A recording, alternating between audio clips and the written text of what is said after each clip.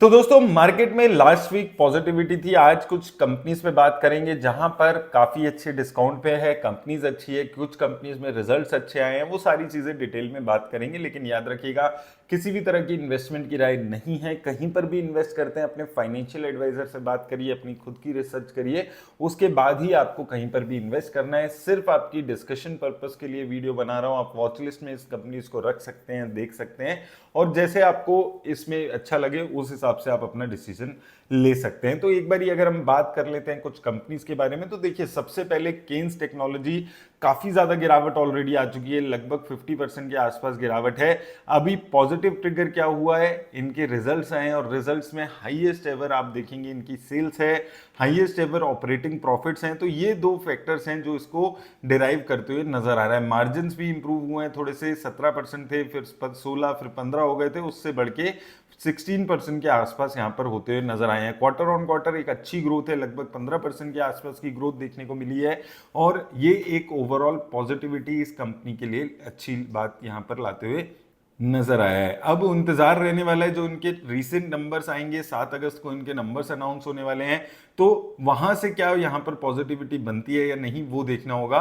लेकिन ओवरऑल अगर आप देखें तो लगभग अगर आप 3 साल में देखेंगे तो अपने ओवरऑल हाई से आधा ये हो चुका है। तो थोड़ा सा अगर आप रिस्क ज्यादा लेने वाले इन्वेस्टर हैं तो इस टाइप की कंपनीज में आपको यहां पर अपनी वॉच लिस्ट में आप ऐड करके रख सकते हैं। इसके अलावा देखिए आईआईएफएल फाइनेंस 400 पे हमने इस पे बात की थी, 450 पे इस पे बात की थी, आज 600 रुपए आ गए, लेकिन अभी भी अपने हाई से लगभग 10-20% नीचे चल रहा है।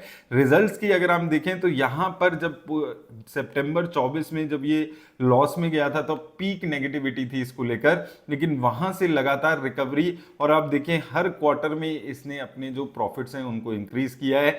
हर क्वार्टर में रेवेन्यूज इसके लगातार इंक्रीज हो रहे हैं। तो प्रॉफिट में अच्छी उछाल, रेवेन्यूज में अच्छे उछाल, ये दो ट्रिगर है जो इसको आगे लेकर जाते हुए यहां पर नजर आ रहे हैं। अकॉर्डिंगली यहां पर भी अगर आप देखें तो एक साल में लगभग 170% का प्रॉफिट में ग्रोथ हो गई है। ओवरऑल भी अगर आप देखें सेल्स में 36% की ग्रोथ हुई है, और शेयर अभी भी अपने वैल्यूएशन वाइज देखें तो 12 की प्राइस टू अर्निंग है, जो कि अपनी इंडस्ट्री से लगभग 60-40% डिस्काउंट पे आपको मिल रहा है, और प्राइस टू बुक वैल्यू भी 1.89 के आसपास यहां पर बैठ रही है। तो एक अच्छी यहां पर रिकवरी है, एक अच्छा कमबैक है, एक अच्छे ब्रांड यहां पर करते हुए नजर आ रहे हैं। तो जब जब गिरावट आए ऐसे शेयर में, यहां पर अगर आप देखेंगे 550-500 के जो लेवल्स हैं, ये काफी की लेवल्स यहां पर इसके रहने वाले हैं।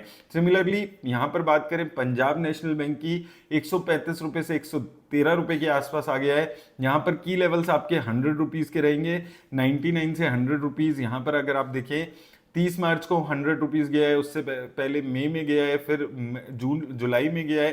3 साल में भी अगर आप देखें तो ये 90, 87, ये एक की यहाँ पर इसके जो सपोर्ट लेवल्स हैं वो बनते हैं। यहाँ पर आप देखें 1 साल पहले लगभग 2025 में 100 रुपए के आसपास यहाँ पर सपोर्ट बनाया था। यहाँ पर भी देखेंगे तो 100 रुपीज से घूमा, तो 100 रुपीज का जो प्राइस है वो इसका काफी अच्छा सपोर्ट का काम करता है। रिजल्ट्स बहुत ज्यादा भी अच्छे नहीं आ रहे हैं, हालांकि ग्रोथ थी, हाईएस्ट एवर रेवेन्यू है, हाईएस्ट एवर प्रॉफिट्स के आसपास ये चल रहा है, लेकिन वो जो ग्रोथ हो रही थी पहले ईयर ऑन ईयर, जो यहाँ से आप देखेंगे कि 2000 करोड़ से सीधा 4700 करोड़ हो रहे थे, वो ग्रोथ अभी यहां पर रुक गई है। लेकिन डेफिनेटली अभी भी पॉजिटिविटी यहां पर ओवरऑल है।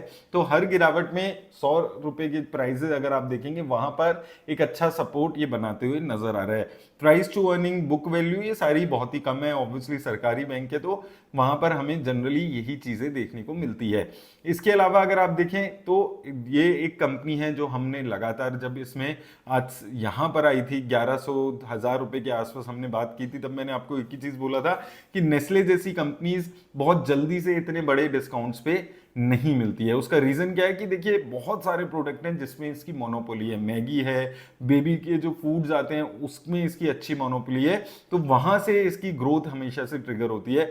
यहां पर अगर आप देखें जहां पर बाकी जो कंपनीज हैं वो, जैसे हम यहां पर हिंदुस्तान यूनिलीवर अगर आप देखते हैं तो हिंदुस्तान यूनिलीवर जैसी कंपनी जहां 7%, 6% की सेल्स की ग्रोथ दिखा रही है, वहीं नेस्ले जैसी कंपनीज अगर आप देखेंगे तो कंसिस्टेंटली डबल डिजिट में देखने को मिलेगी। एक साल में 19% की ग्रोथ है, प्रॉफिट में 25% के आसपास की ग्रोथ है।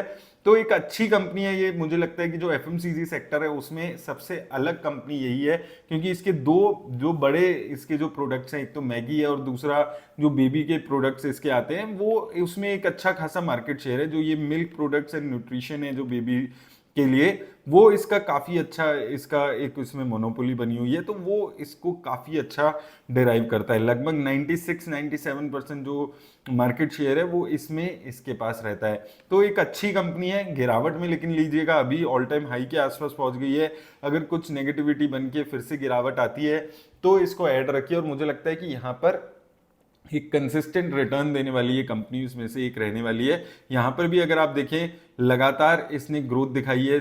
आज भी 10 सालों में 16% की ग्रोथ है, एक साल में 33% के आसपास की ग्रोथ है, और बहुत ही अच्छी ग्रोथ वाली ये कंपनी हमेशा से यहाँ पर रही है।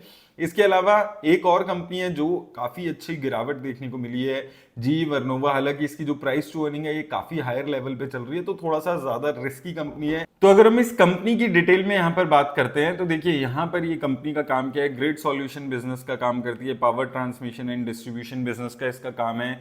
एक अच्छा खासा ग्रोथ इसमें देखने को मिला है। एक साल में अगर आप देखें 100% की प्रॉफिट की ग्रोथ है, 3 साल में 500% की प्रॉफिट की ग्रोथ है। तो पिछले 2-3 सालों में एक अच्छा कमबैक यहाँ पर इसने किया है। जहां पर पिछले 2-3 साल इसके लिए काफी खराब रहे थे, वहां पर अगर आप अभी देखेंगे पिछले 3 साल में एक जबरदस्त प्रॉफिट की और सेल्स की ग्रोथ यहाँ पर लगातार आई है। सेल्स में भी अच्छी ग्रोथ है, अब क्वार्टरली इसमें एक अच्छी प्रॉफिट्स जनरेट हो रहे हैं, और लगातार ये प्रॉफिट्स के साथ साथ सबसे इंटरेस्टिंग बात क्या है, जो मार्जिन इसके 4-5-7% के थे वो बढ़ के आज 27-28% के आसपास के मार्जिन हो गए हैं। हालांकि जो प्राइस टू अर्निंग है वो काफी हायर साइड पे, लेकिन अभी अगर आप देखेंगे हाई से अपने लगभग ये 15-20% से ज्यादा अभी यहाँ पर गिर चुका है। लेकिन याद रखिएगा ऑलरेडी काफी बड़ा हुआ है स्टॉक, तो इसलिए थोड़ा सा रिस्क ऐसी कंपनीज में ज्यादा होता है। तो ये कुछ कंपनीज हैं दोस्तों जो यहाँ पर आज मैं कवर कर रहा हूँ, लेकिन याद रखिएगा किसी भी तरह की इन्वेस्टमेंट की राय नहीं रहने वाली है। ये आप वॉच लिस्ट में रख सकते हैं इन कंपनीज को। कोई आपको यहाँ पर अपॉर्चुनिटी दिखती है, आप रिसर्च करके अपने हिसाब से इन्वेस्ट करिएगा। उम्मीद है आपको हेल्प मिलेगी इस वीडियो से। धन्यवाद।